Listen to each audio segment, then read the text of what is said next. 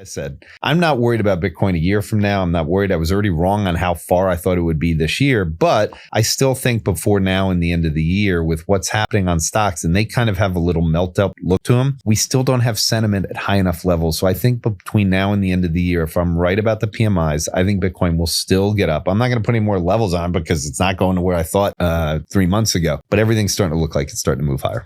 Between now and the end of the year, the allocations of Bitcoin for next year from the traditional finance world are going to be increased. That is going to happen. And we make a lot of decisions on Wall Street for next year. When people make their allocation changes, I think that's going to happen in the final quarter of this year. And I think Bitcoin's allocation number will go higher across portfolios. Markets don't always move when they should, and that's been Jordi Visser's frustration this year. But now, after months of waiting, he says the charts are finally starting to respond to good news in the way they're supposed to. For him, Ethereum breaking above $4,000 was the tell. Since then it's been consolidating between $4,000 and $5,000, with all-time highs just overhead. If it breaks out again, Visser believes it won't just be Ethereum leading, it'll drag the whole ecosystem higher. Coins like Dogecoin, Sway, and others are already starting to follow, which he sees as the kind of broad alignment that usually sparks a bigger chase upward. Bitcoin is still the anchor of the market, and Visser admits he misjudged how far it would run this year. But he isn't worried about its long-term trajectory. Between now and the end of the year, he expects more upside, especially if stocks keep grinding higher in a melt-up pattern and economic data like PMIs keep showing signs of improvement. That combination, he says, is exactly the kind of backdrop where Bitcoin tends to thrive. When it comes to sentiment, Visser doesn't just look at Bitcoin's price. He tracks MicroStrategy stock as a proxy. The premium it trades at over Bitcoin reflects how much excitement is in the community.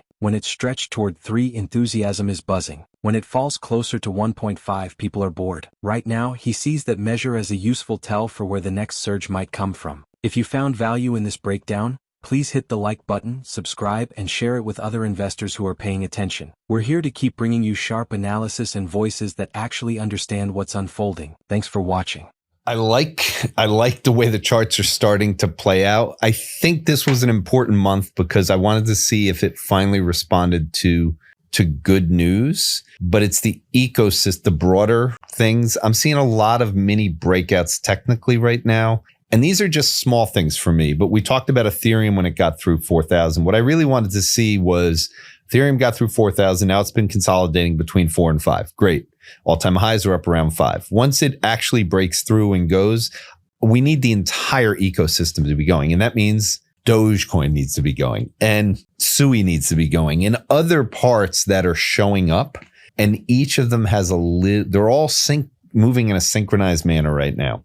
So I think there's going to be a chase in these things that is going to start. I'm still, like I said, I'm not worried about Bitcoin a year from now. I'm not worried. I was already wrong on how far I thought it would be this year, but I still think before now and the end of the year with what's happening on stocks, and they kind of have a little melt up look to them, we still don't have sentiment at high enough levels. So I think between now and the end of the year, if I'm right about the PMIs, I think Bitcoin will still get up. I'm not going to put any more levels on because it's not going to where I thought 3 months ago, but everything's starting to look like it's starting to move higher. You know what the best thing, having been in this thing for a while now, and again, I've said this repeatedly, MicroStrategy, when people start sending me something like, are these companies going to blow up now? I'm like, what are you talking about? Well, MicroStrategy, the premium's coming in. How do you think about it? So everyone hears this. And I don't know why. MicroStrategy's premium to me is a sentiment gauge of Bitcoin. Okay. So when the community is really enthusiastic, the premium heads up towards 3. When Bitcoin's stuck for a while and people get bored with it, it starts to migrate towards 1.5. And that's kind of the way I view it is. It is a sentiment gauge, just like for stocks, you have all these sentiment gauges. When people in the community decide that it's time to buy, they will jump on this in a very quick manner.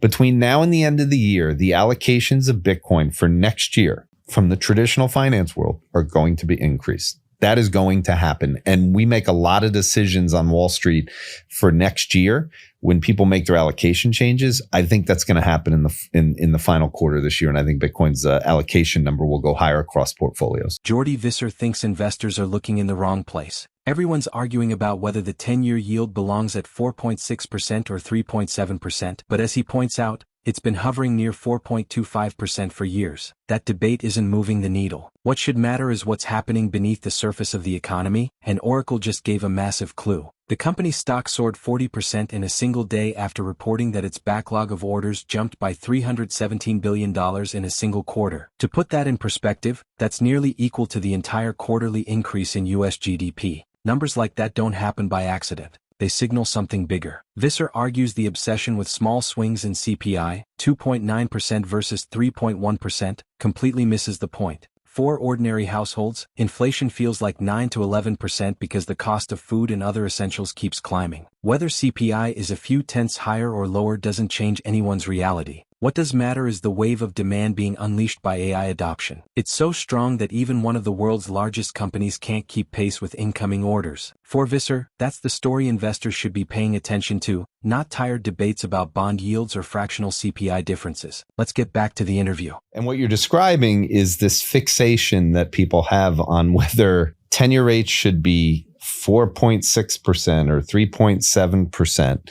when we've basically been 4.25% for the last 3 years.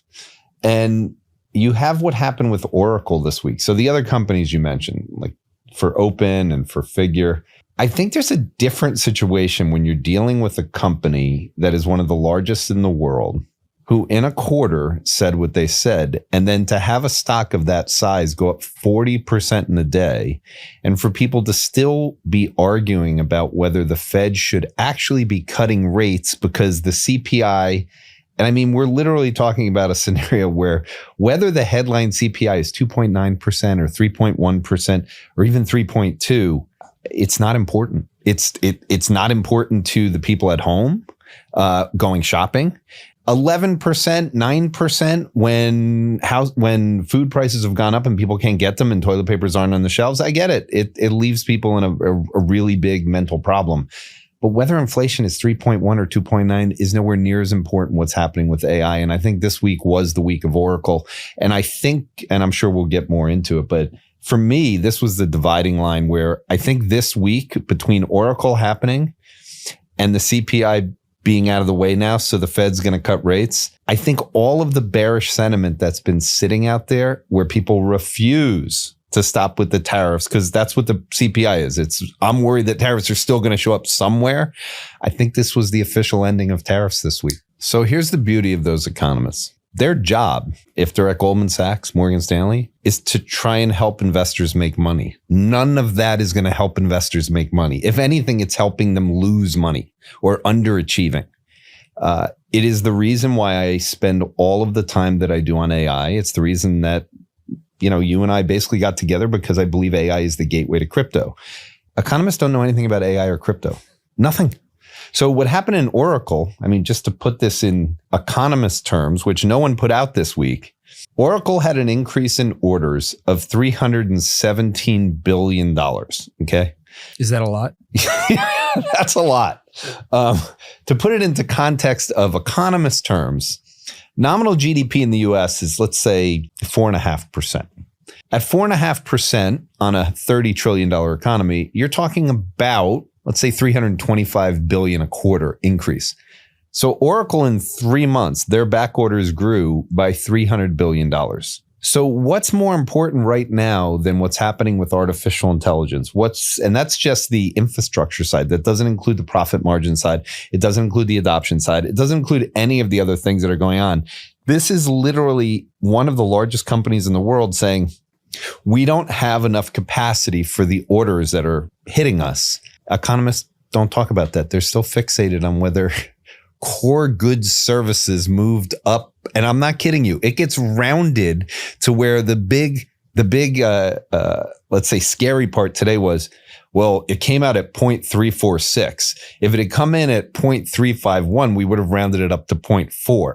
That's the stupidity that gets in for people thinking that is going to help you make money or not. Momentum often hides in plain sight, and right now it seems to be gathering across several corners of the market at once. On one hand, digital assets are hinting at fresh cycles of enthusiasm, with Ethereum's steady base building and spillover into smaller names suggesting a broad appetite for risk. On the other, corporate earnings are flashing signals that demand tied to new technologies is accelerating faster than most expected. Put together, it paints a picture of capital shifting toward areas of genuine growth while old debates about minor rate moves or narrow inflation prints lose their relevance. If this alignment holds, the coming phase may be less about whether yields tick a fraction higher or lower and more about which assets are positioned to capture an extraordinary wave of capital chasing opportunity. The key question is whether investors will recognize these underlying shifts quickly enough, or if they'll stay distracted by surface-level debates until the market makes the decision for them. So stay tuned. If you're into real, data-backed takes on the financial system, hit like and subscribe so you don't miss the weekly updates. Thank you for the support and I hope you enjoy the video.